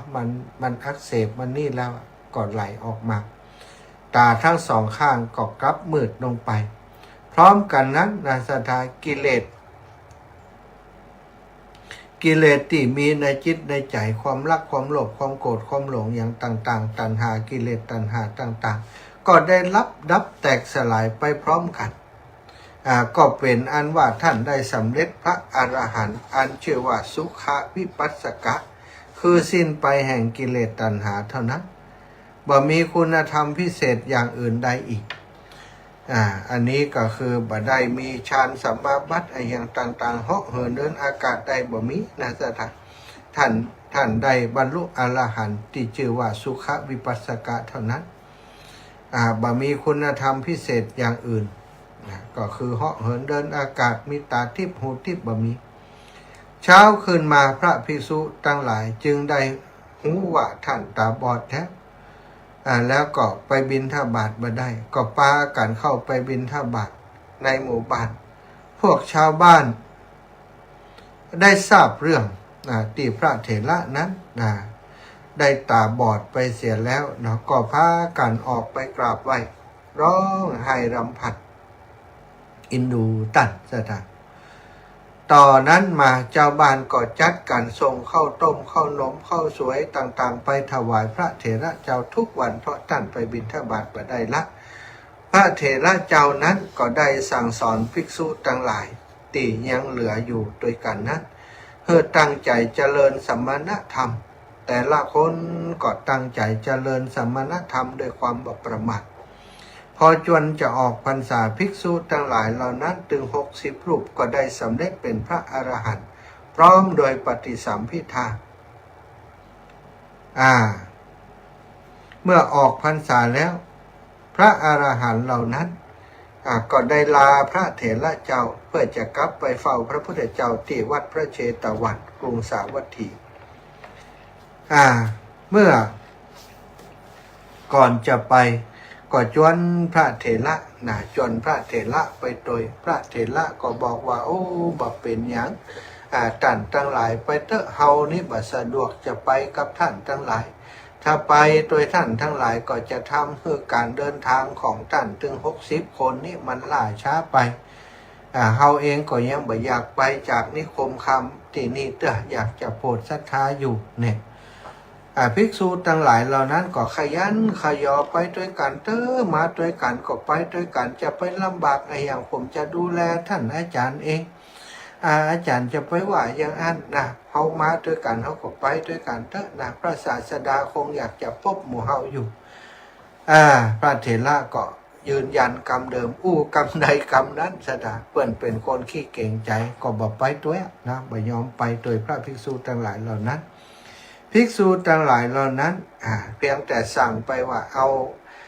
ถ้าท่านไปถึงไปกราบพระบรมศาสดาแล้วก็ได้กราบทูลให้พระองค์ทรงทราบเรื่องราวต่างๆด้วยเถิดแล้วก็ขอไปแจ้งข่าวแก่น้องชายของเฮาจิมถ้าน้องชายของเฮาฮู้แล้วก็จะได้ส่งหลานมารับเฮานี่เมื่อภิกษุทั้งหลายไปถึงพระเชตวันก็ได้เล่าเรื่องราวทั้งมวลให้กับพระพุทธองค์ได้ทรงทราบพระองค์ก็ทรงตรัสอนุโมทนาว่าโอ้ภิกษุมหาบาลนี้มหาปาละนี้หรือว่าบัดเดี๋ยวนี้ชื่อว่าจักขุปาละนะสถานเป็นผู้ที่มั่นคงในการปฏิบัติเป็นคนที่ตั้งใจปฏิบัติจริงๆเป็นคนที่นายกย่องสรรเสริญที่ทำธุดงควัตรอย่างอุกฤษจนได้บรรลุเป็นพระอรหันต์ แล้วก็ภิกษุทั้งหลายเหล่านั้นก็ไปแจ้งข่าวให้น้องชายของท่านก็คือนายจุลบาลได้ทราบเมื่อจุลบาลทราบก็ให้บุตรของตัวเองที่ชื่อว่านายปาริตะบวชเป็นสามเณรออกเดินทางไปรับพระเถระเจ้าเนนปาริตะนี่ก็เดินทางไปกระทั่งถึงที่อยู่ของพระเถระเจ้าก็ได้ไปเล่าความทั้งหมดให้ฟังแล้วก็นิมนต์พระเถระให้ออกเดินทางกลับ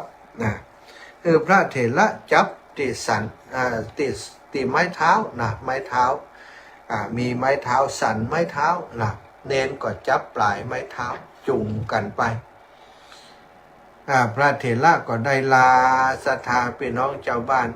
เจ้าบ้านหันพระเถระจะไปแล้วก็ล่ำให้กันศรัทธา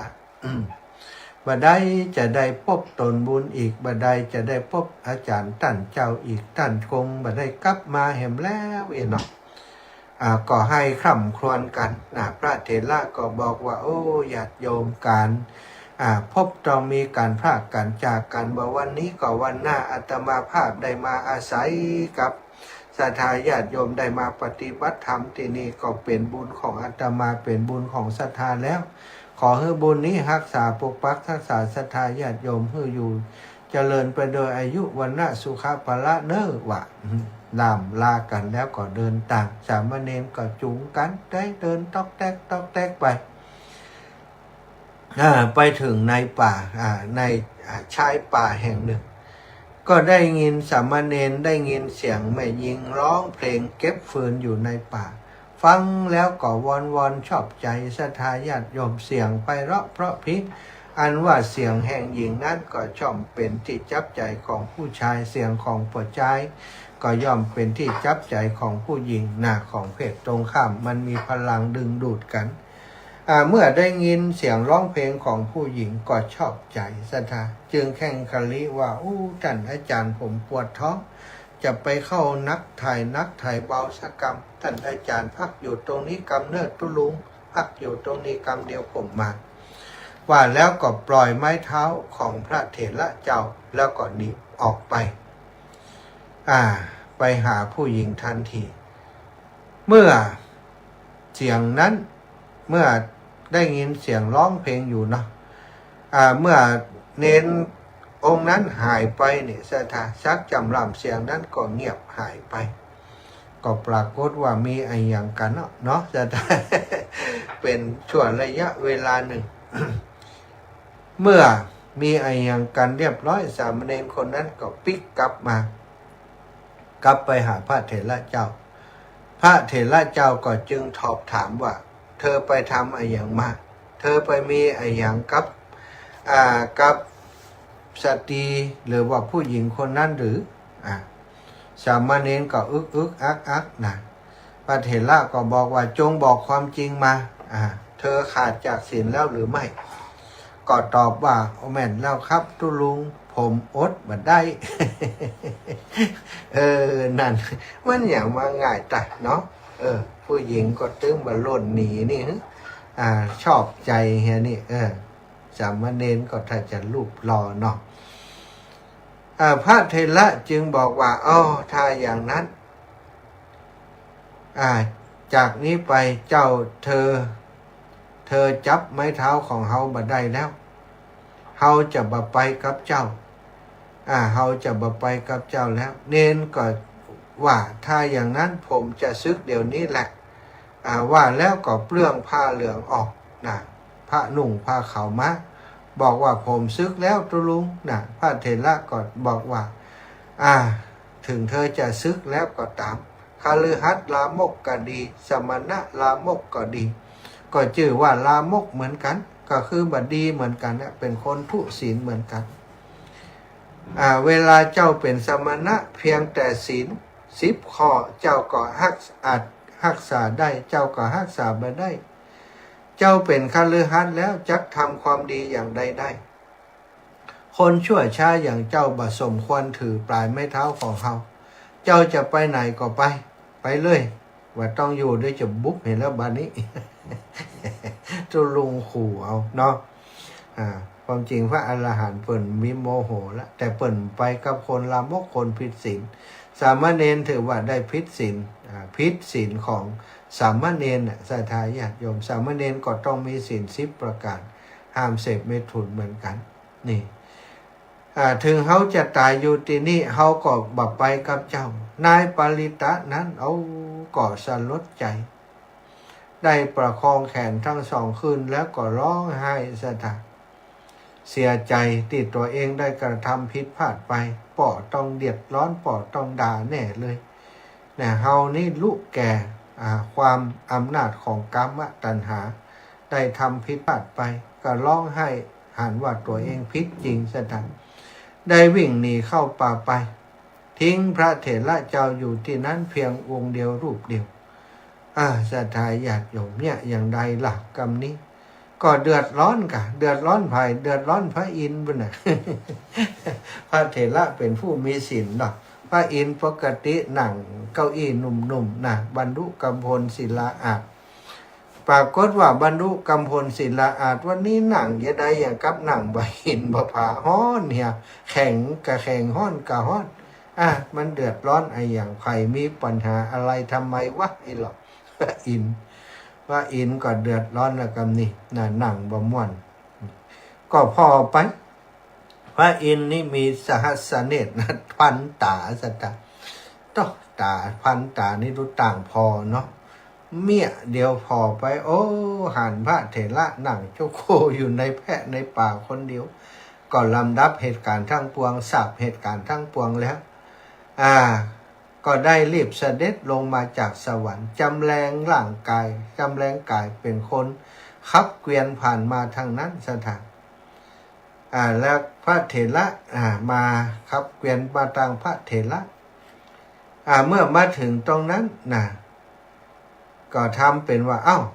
มาเจอพระคุณเจ้าพอดีพระคุณเจ้าจะไปตั้งใดเจ้าค่ะ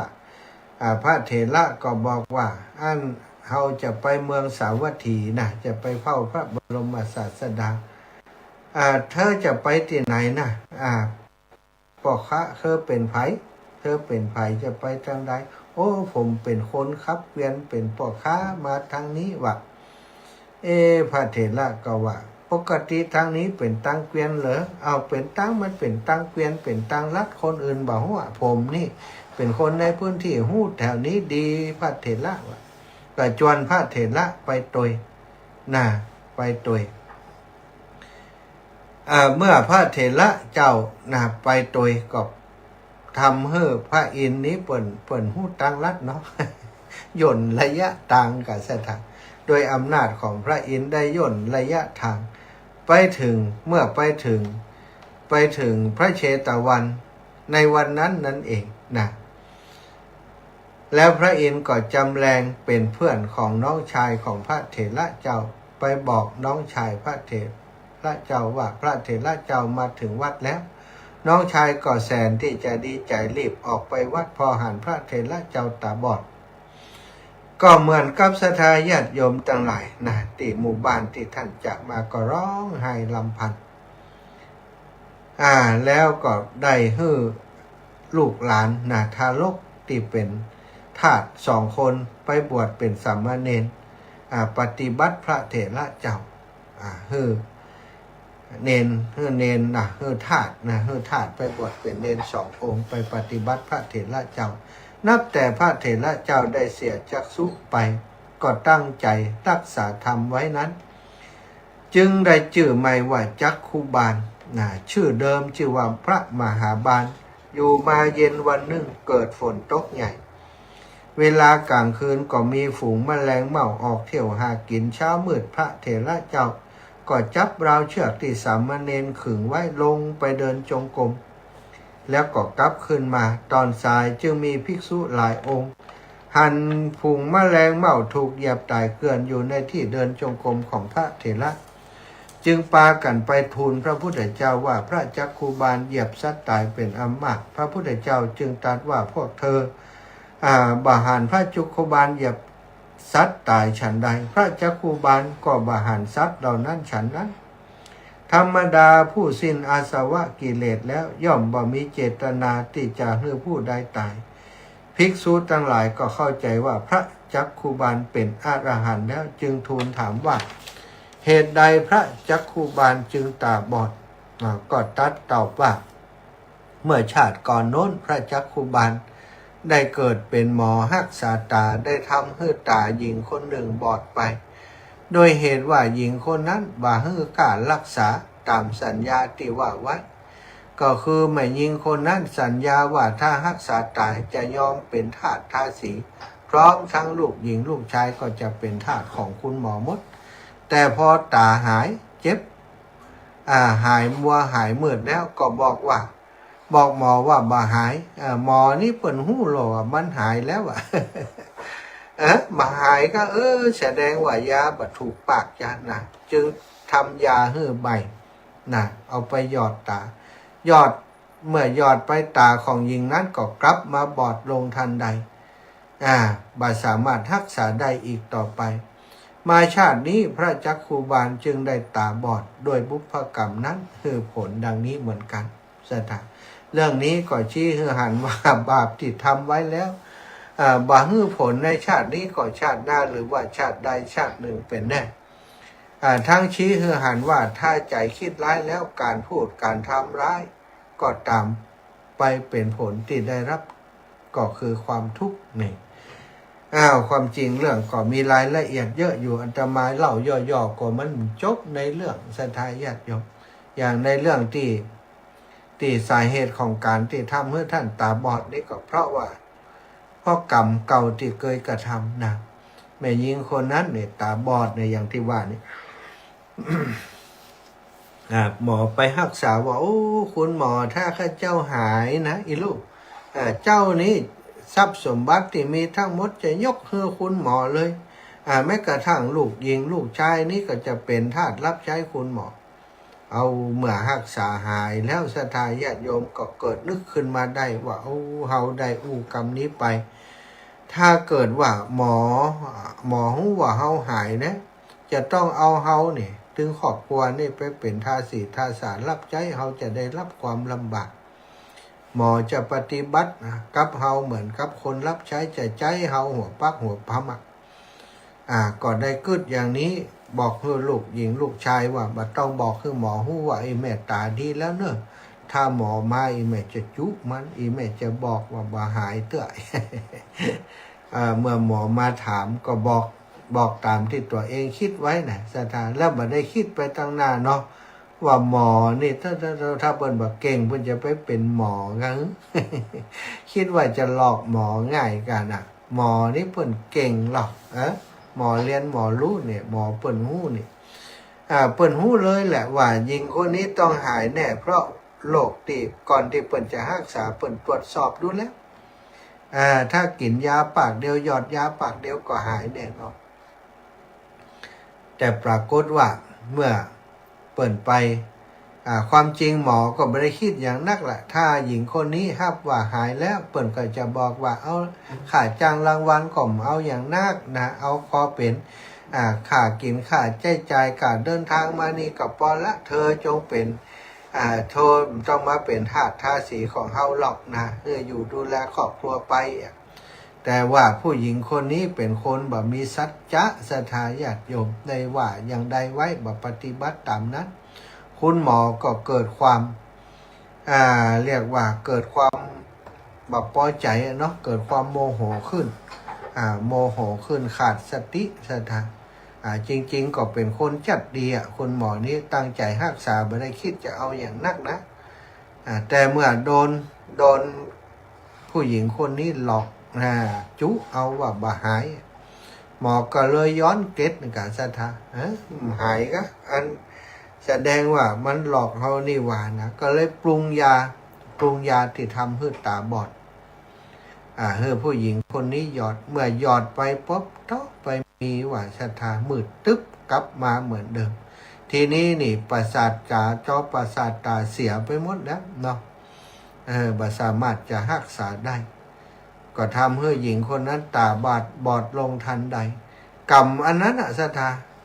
มาชาตินี้พระจักกุบาลจึงได้ตาบอดโดยบุพกรรมที่ทำนั้นส่งผลให้เป็นดังนี้ถึงว่าก็สมเหตุสมผลอยู่นะ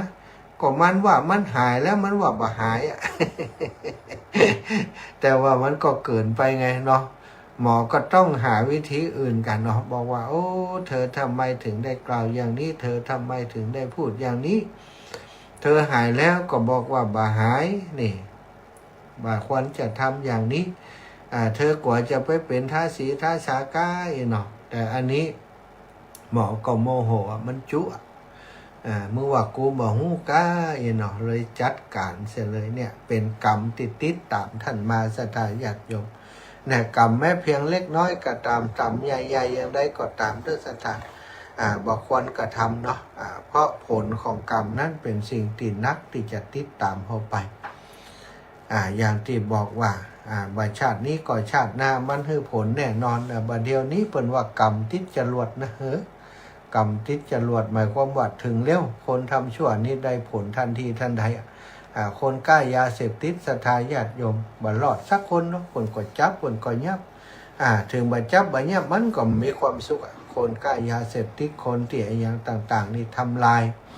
อนาคตของเยาวชนทำลายชีวิตของคนอื่นโดยการมอมเมาด้วยยาเสพติดสุดท้ายตัวของเขาเองก็ปนคุกปนตะลังสถานแล้วก็บ่ปนเรื่องยุคเรื่องยาชีวิตครอบครัวก็มีความสุขเป็นวิบากกรรมกรรมติดจรวดสุขได้บ่เมิดมีความสุข ในท่ามกลางคนที่คนอื่นทุกข์มันจะสุขได้อย่างใดเนาะสถานเอาละอาตมาจะปั่นเวลาให้สตาโทรมามาจาพ่องเนาะ0808844173 0808844173ตะกี้ต้นชั่วโมงนะมีศรัทธาญาติโยมเพิ่นโทรมาโยมแม่ยังจำมาได้นะแต่ว่าบันทึกชื่อเพิ่นไว้แล้วมาจากพะเยาเพิ่นได้ห หอมโรงทานก๋วยเตี๋ยวเตี๋ยตมาจะเอาก๋วยเตี๋ยวไปในงานสัปดาห์วันมาฆบูชาปี69ที่ดอยอินทนนท์นะเปิ่นจะมีการทอดผ้าป่าเปิ่นจะสร้างสถูปมหาสถูปนะมหาสถูปเจดีย์ที่ดอยอินทนนท์อีกองค์หนึ่งปัจจุบันนี้มี2 องค์แล้วพระสถูปม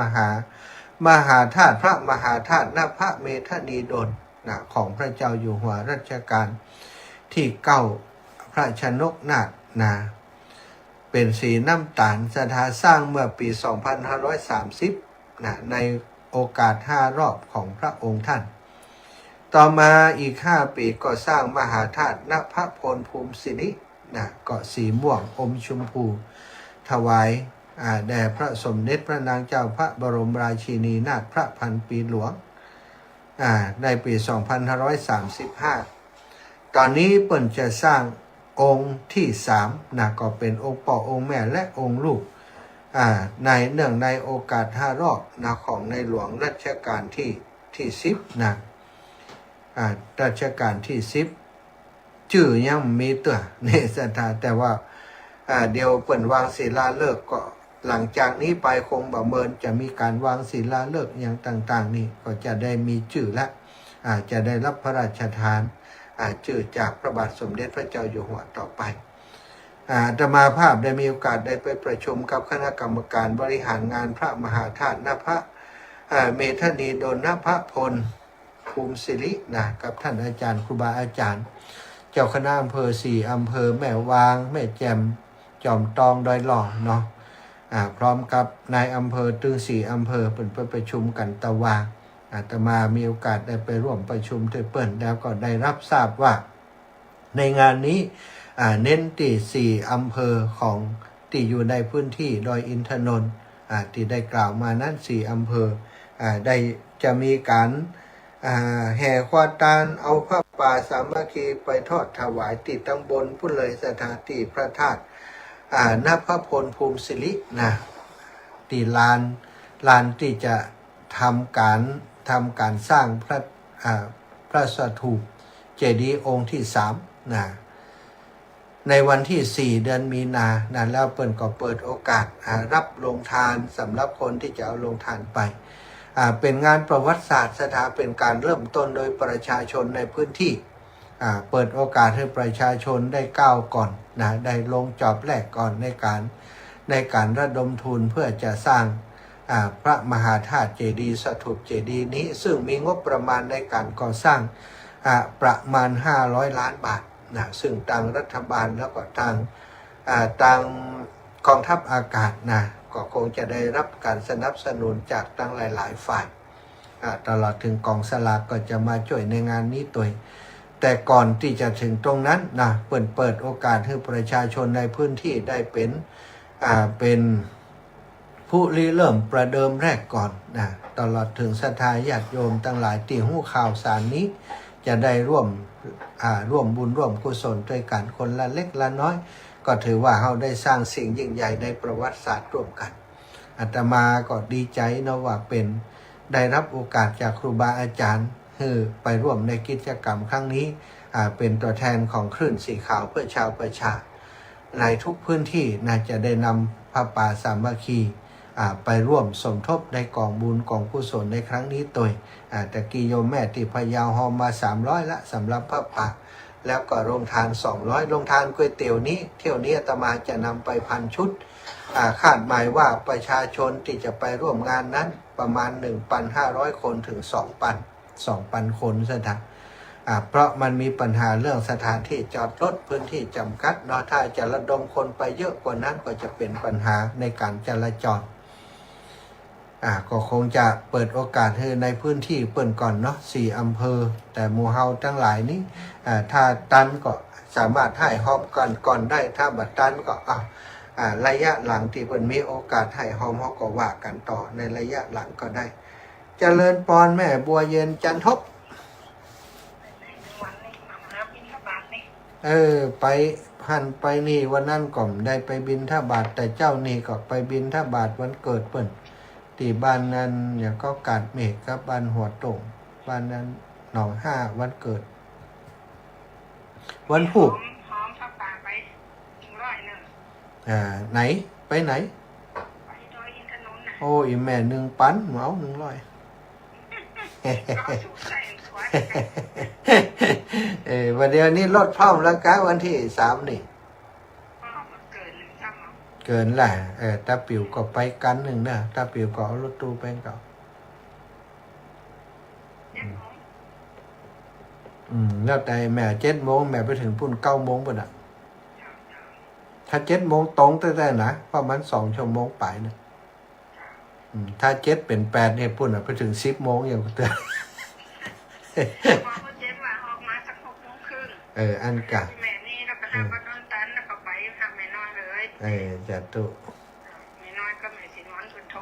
มาคุณใครไป ดีกะกับแม่บ่ขี่หรอ บอกหมูนะ กะหันว่าแม่บ่ขี่แห่งคนถ้ามันเต็มพุ่นก็เอาไปเติมให้กันได้แม่บ่ขี่แม่บุญเรื่อง ได้ยินว่าแม่น้อย2 คนแม่สินวัน2 คนแม่วันนี้เป็น5แล้ววันแม่นี้5 อ๋อเป็น10แล้ววันนักตัน3 เจ้าเกินกันถ้าโดนตันทำ3แล้วเจ็ดมันหนังได้13 คน อ๋อเลย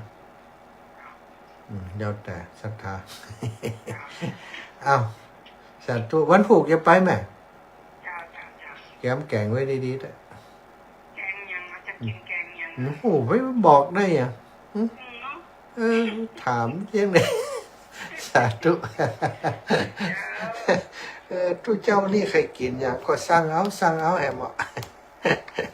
อ้าวสาธุนะศรัทธาญาติโยมพี่น้องต่างที่อื่นหรอกนะโทรมาพ้องกันต่างเมืองฝั่งนี่ฟังอยู่ก่อนเมืองฝั่งนี่ดับปิงอ่ะแม่อันเนี่ยก็ แม่บุญปั่นใต้เหี่ยงนี่หมูใครโทรแล้วหรอเดี๋ยวนี้เมืองฝั่งนี่ได้เงินอยู่ก่อนเสียงไปฝั่งก่อนโยมแม่มีชัยพินโยภาสโยมแม่จงดีเชื่อกันทานะปิดนอกต่างเมืองฝั่งแม่อายชัยประการฟังพร้อมกันเหมือนกันนะแต่บอกค่อยโทรมาเว้ยนะแม่บุญเรืองใช้เงินอยู่เมืองฝั่งเหมือนกันต่างคนต่างมีการมีงานเนาะต่างเมืองฝั่งแต่หันท่านอาจารย์เจริญเอางานออกมาตวาก็เปิดมีงานที่ม่อนปินนะแต่ได้ไปช่วยท่านอาจารย์จำเริญนะเป็นภายในของเปิ่นไปเลยอาตมาไปประชุมเหตุวันเนาะก็วันที่4เนอะสถานวันที่3นี้ไปงานหลวงปู่ยกอันเจ้าฟ้านะของวิหารวัดม่อนจอมพอนะก็ไปปะกันปุนเยอะอยู่เนาะศรัทธาญาติโยมจากต่างลำปางนี่ไปหลายคณะเนอะเมืองเงา1 ตู้แล้วก็ในลำปางนี่ประมาณ3 ตู้ 4 ตู้นะก็5-6 ตู้นี้ถ้าจะได้อยู่สำหรับลำปางไปงานหลวงปู่พระครูปฏิพันธ์ธรรมทินเนาะงานพระธาตุโดยแล้วก็เปิ่นยกอันจ่อฟ้าโดยสถานไปจะไปด้วยกันก็บอกเนอะบอกแจ้งกันมาก่อนเนาะพี่น้องต่างอันน้ำโจประจำนี้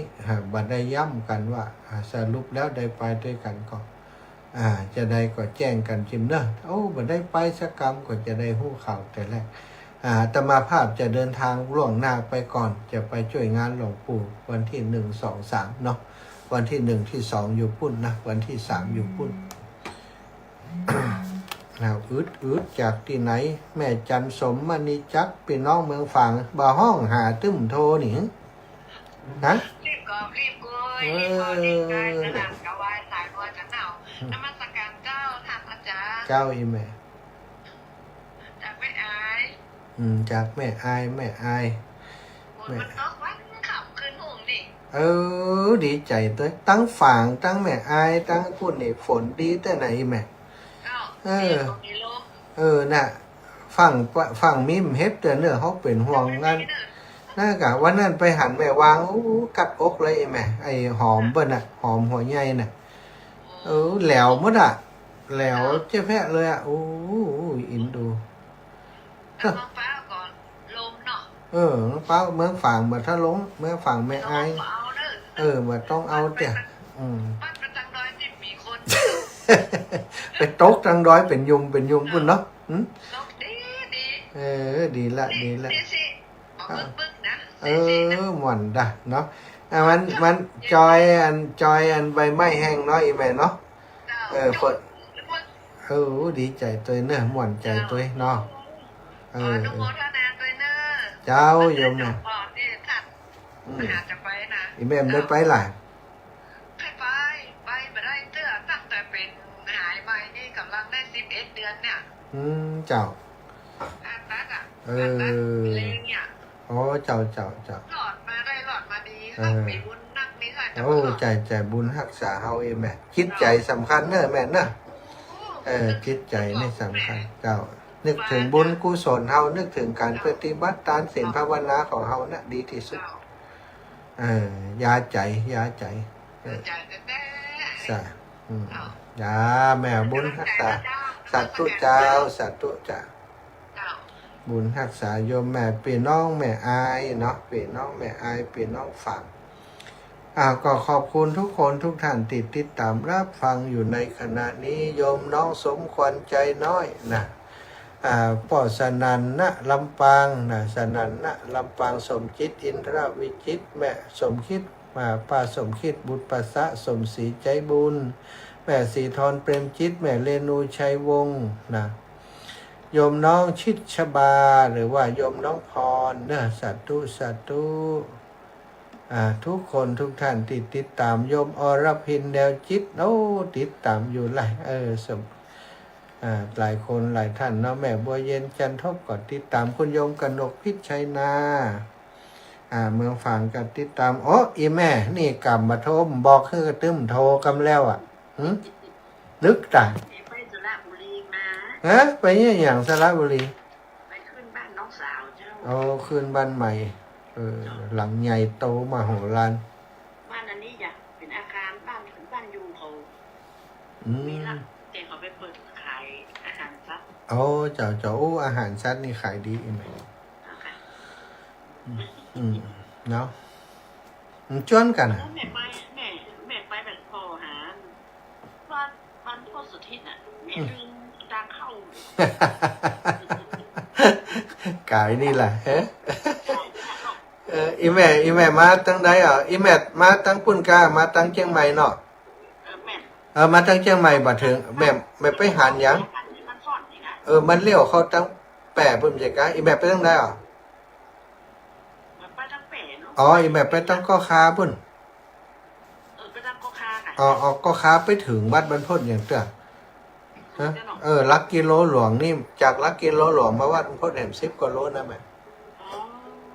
เจ้าถ้าเอาหลานไปไปหอก่อนที่เรียนหมอได้ที่มชได้3 ปีแล้วนะต้องไปอยู่ที่ลำปางถึง3 ปีต้องเอาหลานไปส่งถ้าไปเจอปะค่ะพักหอวัดบ่ คุณหมอมาพักวัดบ่อยเนี่ยประหยัดมีเวลาที่ลูกสาวส่งไปเอวนึกเจ้าโยมแม่ขอบคุณโยมแม่นักเป็นน้องบัวเฮาสบายดีกันกุคนสบายอยู่เจ้าจ้ามีโอกาสจะไปเอวหาทุกคนนะแม่นะไปขันหนักเรียนวัดพระบาทลงวันแม่ได้ไปใช่ครับวันจะออกไปหาแต่ทั้งเพมันยล่ะ